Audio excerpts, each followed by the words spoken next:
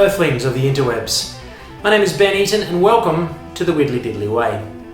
This episode we're going to have a look at not so much a lick, more of an exercise that I posted on the 14th of August, and it's all about the cage system, which is a great way to learn how to play musically.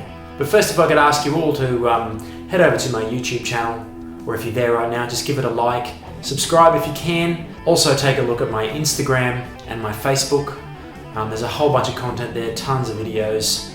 I also have a podcast called the Performing Musicians Podcast. Check that stuff out as well. Okay, so let's get straight into it. Here's me playing the lick for you now.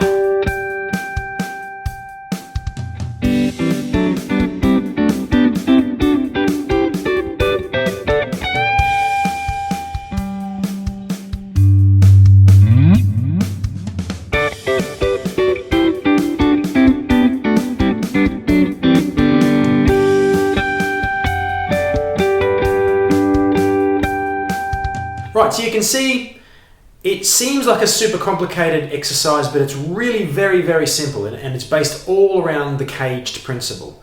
So the cage principle or system, we'll call it a system, it's based around the cage system, is essentially taking the 5 major chords and mapping them out across the guitar neck. So those 5 major chords are C, A, G, E, and D, and when you put them together in sequence, it's called the caged principle. So I'll go through and play the chords for you now. From the top, C, C, C, or C, and C. Right, so each one of those chords is a C chord, but they're each played in a different form, which is the way the intervals are laid out. So, in the first form, we have C in C form. So everyone knows that chord. C in C form. C in A form. So what we've done is we've taken the open A chord and we've just slid it up. So there's my root note there, C, C, C. Now we take the next shape, which is a G form. So there's a couple different variations for this one. You can play it as the top or the bottom, or you can play the whole thing. But that's a bit unwieldy, so I usually play partials of it. So that's C, there's your root note there, and I'm playing C in a G form. So we've taken the G chord and we've slid it up to the C. It's just that simple. Now I'm going to play the C in an E form. Right, so there's my root note again. And I'm taking the E chord and I'm just sliding it up to the 8th fret where the C is. And the last one is the D form. So in that case, my root note is here. So I've taken the D chord and I've just slid it all the way up to the root note, the 10th fret on the 4th string, which is your C. Now that's the cage principle. Very simple, but also really hard to get your brain around. So I really encourage you to go out and have a look at some cage principle lessons.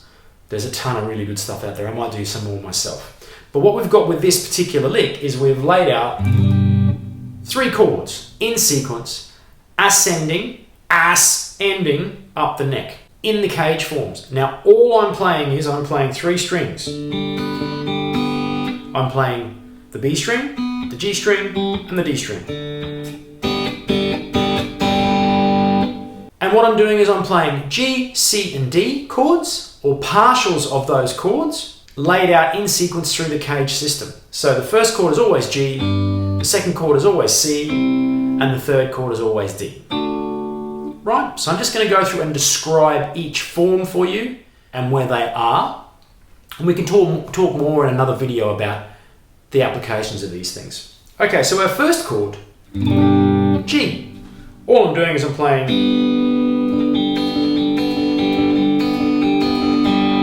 those 3 strings open. Simples. Now this one's an interesting form because this is probably the one that's got the most common notes between the different forms. If you're playing the different forms, you're always going to have overlapping notes, right? But this one, your very first one, handily enough, probably the most in-depth one to look at. if you play those 3 notes there, that's the octave of our 3 strings on the bottom that we're playing through this whole lick. So 12th fret, and then you might see a very familiar shape. If we just put our root note there, the G, we've got a classic A form bar chord. Right? In everything.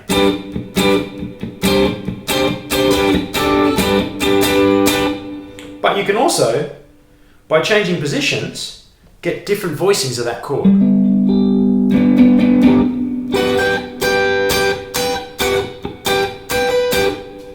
So that's just an interesting one to start on. From your A form to your G form is probably the most overlap in the chords. A form to start with.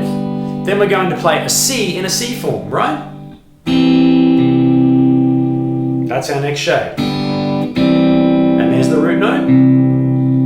Now what we're doing is we're taking that chord, and to find the D, all we're doing is we're shifting the whole chord up 2 frets. So now I've got this shape. But I'm playing partials of each of these chords. So I'm playing this shape, then this shape, then this shape. Now these first 4 shapes are the only shapes you're going to need for the whole lick. So we've got the open, which is 3 frets laid out. We've got this shape. We've got this shape, which is basically the same shape. And then we've got our 4th shape. So fret-wise, all opens, 1st fret, 2nd string, 2nd fret, 4th string, next shape which is a D chord, 3rd fret, 2nd string, 2nd fret, 3rd string, 4th fret, 4th string, and then this shape. So 2nd fret, so 2nd string, 2nd fret, 3rd string, 4th fret, 4th string, 5th fret, and that's your E form. So we've got,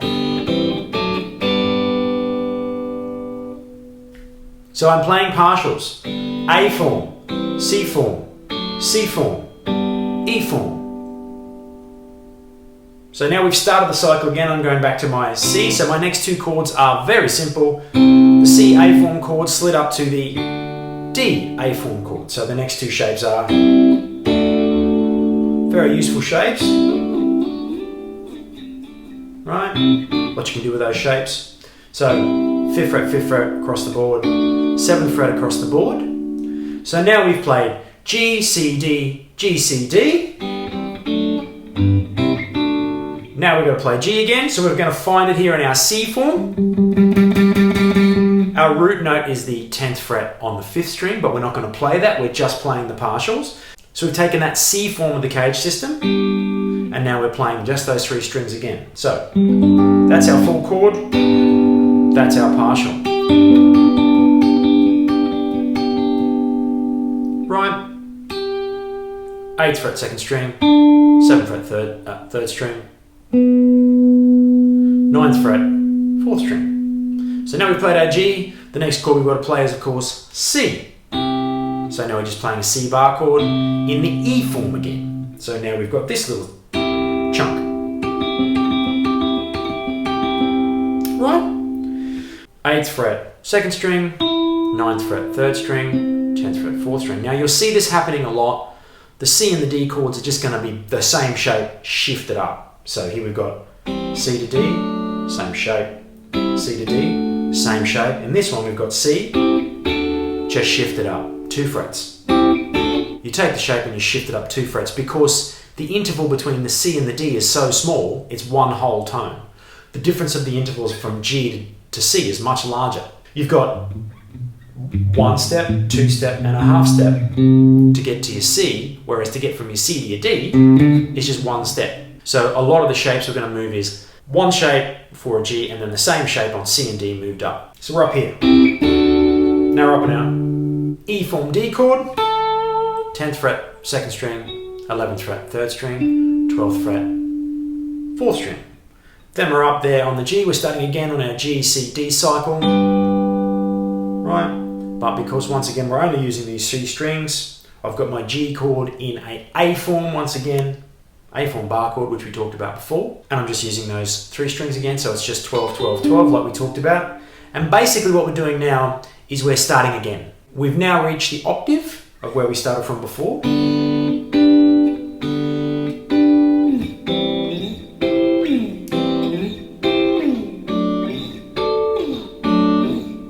So we're just going up the octave. So starting again, 12th fret, 2nd, 3rd and 4th strings.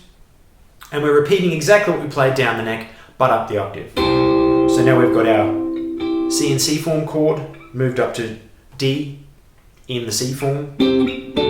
Right, but we're just playing these 3 strings. So we've got 13, 12, 14, up to 15, 14, 16. And now we're once again going back to our E form G chord, playing those 3 strings, 15, 16, 17, and then simply moving from our C chord to our D chord again, up the octave. All the 17s, all the 19s, and the final stage is we bend from the F sharp on the 2nd string, which is our 19th fret, up to the G to resolve. And then gratuitous use of tapping. And then all we've got left is we just come back down again.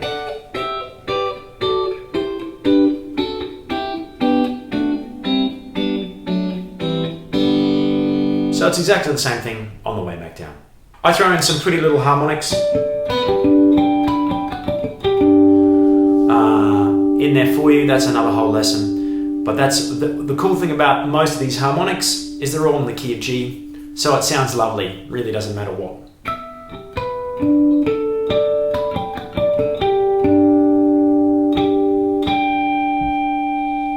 It all sounds great. So there you have it. Cage system workout. Really great stuff for being really musical about things. Jimi Hendrix, probably the most famous proprietor of this particular method. Contrary to popular belief, he was very educated as far as music theory. I might do another thing on how you actually lay the intervals out in the caged principle. It's quite, it can be quite tricky if you're not used to that stuff, so that's why I haven't included it there. Let me know if you want me to put some more stuff about the cage principle. It's just a great way to sound like you know exactly what you're doing, even if you don't particularly know exactly what you're doing. So please, head over to my Instagram and check out my channel there. There's a bunch of videos. Also, come and check out my Facebook page. There's more of my singer-songwriter stuff on there. You can also head over to my YouTube channel. Tons of content, lots of videos, playlists of my albums that I've released. Come and subscribe, send me a message. Also, please check out my podcast called the Performing Musicians Podcast. I'm dropping new episodes every week, talking to a bunch of people that I've met and respect in the music industry from all over the world. We've had people from Europe, South Africa, Australia of course, UK, from all over the world. So please come and check that out. Really great insights into how people are coping with COVID and how it's affecting their lives. On all these formats, it's just Ben Eaton Music. If you type in Ben Eaton Music, there's a ton of stuff. There's my website, and you can find all the stuff off my website actually, www.beneatonmusic.com, and then check out all the socials from there. So on that note, thank you so much for tuning in, and I'll see you next week.